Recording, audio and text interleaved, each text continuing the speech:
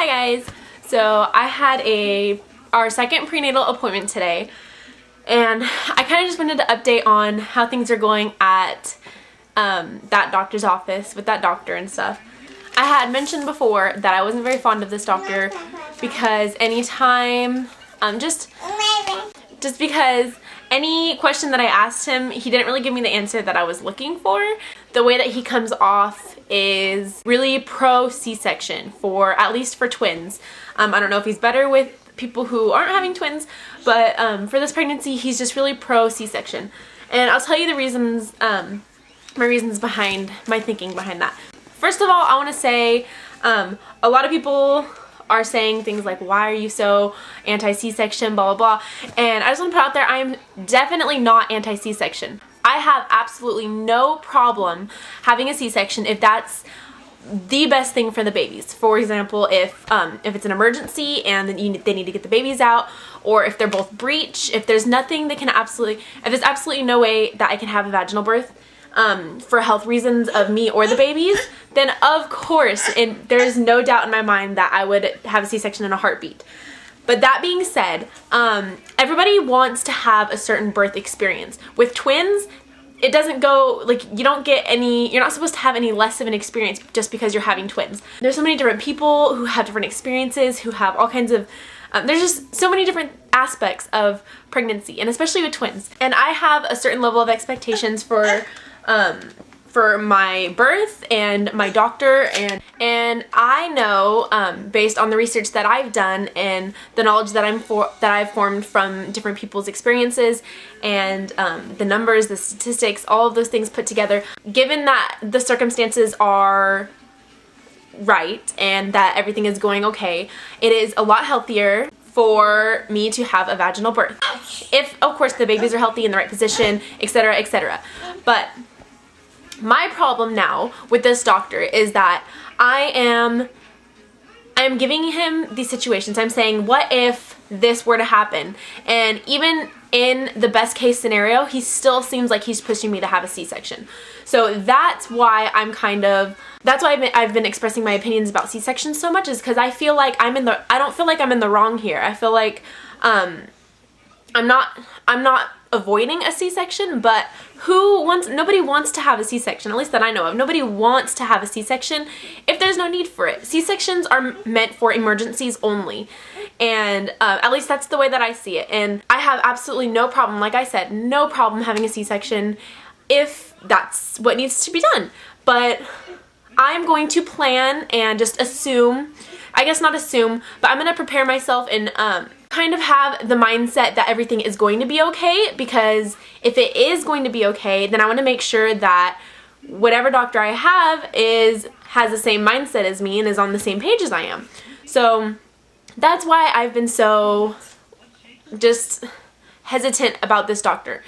And I explained my first appointment. If you want to go watch that video, I talked about the first appointment and how he just kind of was pushy, and he made it seem like I was selfish for not wanting to have a C-section. Basically, I just wanted to put that out there first.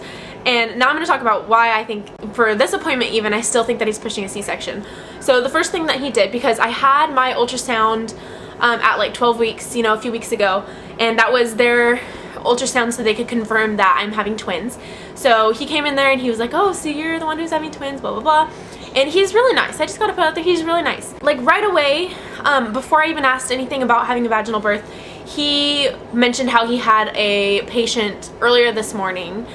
We came in we got there at 10, but we didn't go back into the exam room until around 11. Right away, right off the bat, he said, oh yeah, I had a patient earlier this morning who's having twins and she has to have a C-section. And I was just like, okay, like why does that matter to me? And so I was like, oh, okay. I was being nice. I was like, oh, like why? I wonder like what's happening or whatever. And he's like, well, she had a C-section before. And I was like, oh yeah, because our local hospital does not perform VBACs, unfortunately. So if I did have to have a C-section and I did have another kid, I would have to look into other options because our local hospital doesn't do VBACs. So he was talking about how she has to have a C-section, and I could completely understand that because unfortunately there aren't very many options around here that I know of if you're having twins and you want to have a vaginal birth and you've already had a C-section.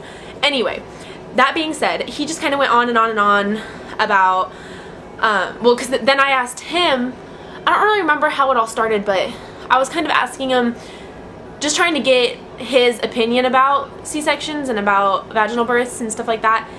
And at one point he told me, and this is where, for this appointment, I just really went, okay, because I knew it wasn't true. I just have to say my trust for him went down a lot, because at one point he told me most twins nowadays are born via C-section. And I was like, oh, really? Because, and I didn't say all of this to him because I don't want to be, I don't know, I'm not one of those people to like speak my mind if I know that I'm right. But I know the numbers, and I've done my research, and I know that it's approximately 60% of twins are born via C-section and 40% of twins are born via vaginal birth.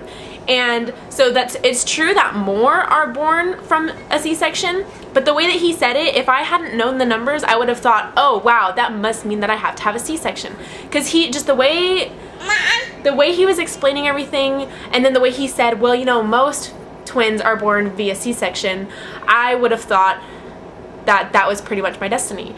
So that is the flag that went off for this appointment. And so then I kind of asked him about different scenarios. He kind of goes off on subjects, so like I'll ask him a question and he doesn't directly answer it.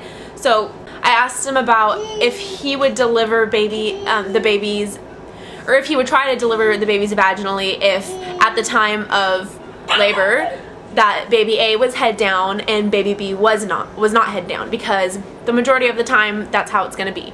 So at that point he said, he started saying something, and then he kind of stopped himself, and he was like, well, there is no good position to deliver twins vaginally. That's exactly how he said it. He said there's no good position to deliver twins vaginally. There is a better position for them to be in, or something like that. Then he was saying how if they're both head down, and he made it very clear that it's very rare for them to be both head down, that would be the best case scenario. And then he was talking about, all the stuff he was saying was true, but the way he was saying it was really not encouraging, especially since I know what I'm talking about for the most part, and I've expressed to him several times how important it is for me to try to have a vaginal birth if possible.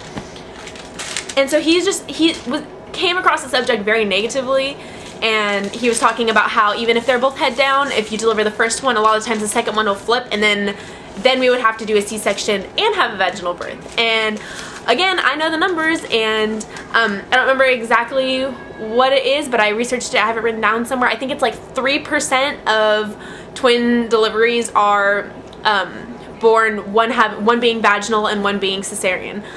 So I know that it's a very small percentage for that to happen, and I'm thinking he might be that 2% or whatever. It might be all his office. That's when I asked him, okay, well, what about if the baby A is head down and baby B isn't? And he was like, well, then if that's the case, then even if you do deliver baby A, you deliver baby A vaginally, if we had to deliver baby B breech, then he was explaining how the head is molded in the birth canal to fit through the vagina to come out, and which is true, in that when baby B went to go through, the head would be bigger, so it would either A, hurt the mom more, or B, if you tried to do it breech, then the baby would get stuck at the cervix because its head would be too big, and then they'd have to pull, and then the umbilical cord and stuff like that. So again, all the stuff, I'm sure all the stuff that he's saying is true, and he has points behind it, but it's just the way that he's telling me this is very discouraging, and I'm just not comfortable. And the fact that he's telling me all of this stuff and I know all the numbers, and he probably doesn't know that I know all the numbers, makes my trust go down, my trust for him go way, way down, because I know that he's kind of stretching the truth, and that definitely doesn't make me trust him at all, because what if I'm in labor and I'm getting ready to push and he's exaggerating the truth to push me to have a C-section. And the main thing that I'm scared of, because I don't have very much knowledge on the subject, is when the baby's heartbeat starts getting low before you deliver.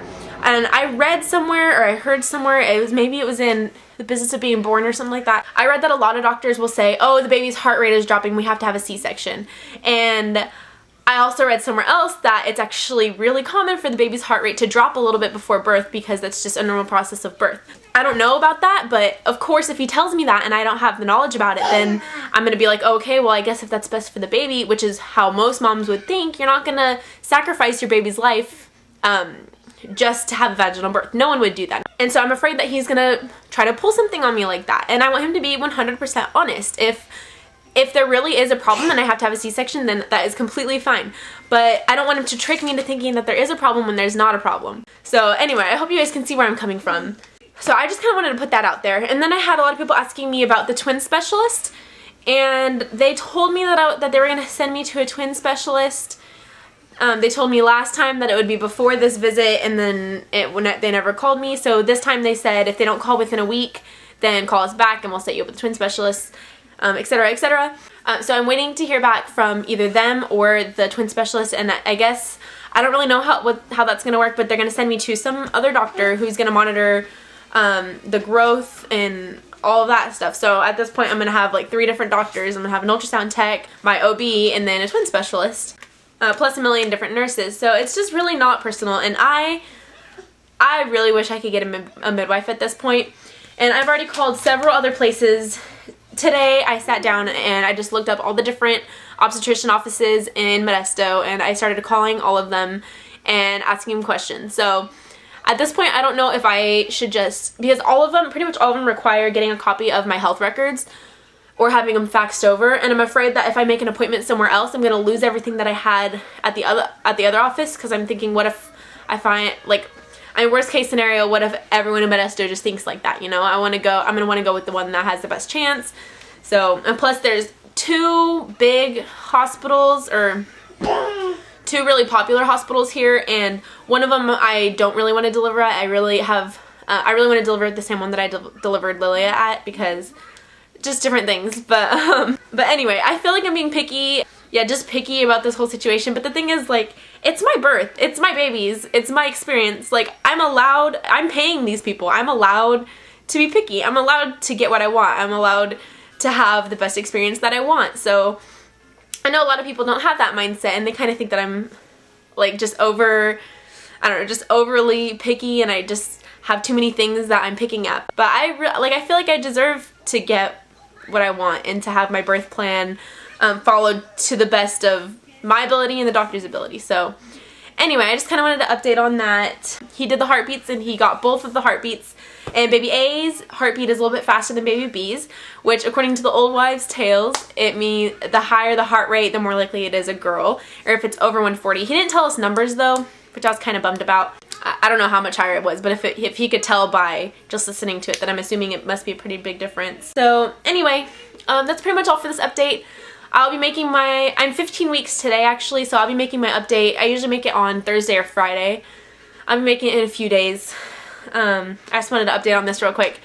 So let me know your guys' thoughts. And oh, one more thing, I looked around, a couple people mentioned the Bradley method to me, I think that's what it's called, and I looked up some local people who, they're kind of like, not doulas, but they're kind of like, it's like a childbirth class, but they're like very much pro natural births. So I found a lady, and her classes start in like 2 weeks, I think, and I'm pretty sure that I want to do that class, because I contacted her and asked her about twins, and she said she's very pro natural for even for twins, and pro nursing, and pro basically all the stuff that I am. So anyway, I'll update you guys on that when I know more about it. And other than that, let me know your guys' thoughts or advice, and I'll talk to you guys later. Bye.